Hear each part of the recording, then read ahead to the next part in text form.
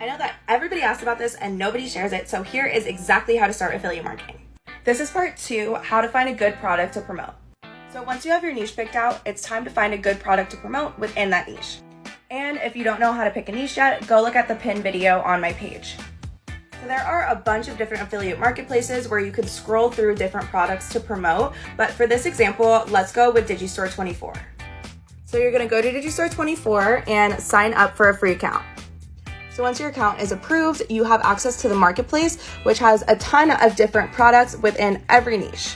So for this example, let's say that your niche is internet marketing and e-business. You wanna click on sort by and go to sales rank. And some things to look for are that it's a popular product, it has a cancellation rate, let's say less than 20%, and it has a good commission rate. So once you find a product that you like, you're gonna click on your promo link, and this is how you're gonna get paid to promote it. Okay, so now that we have a product to promote, this brings us to the end of part 2.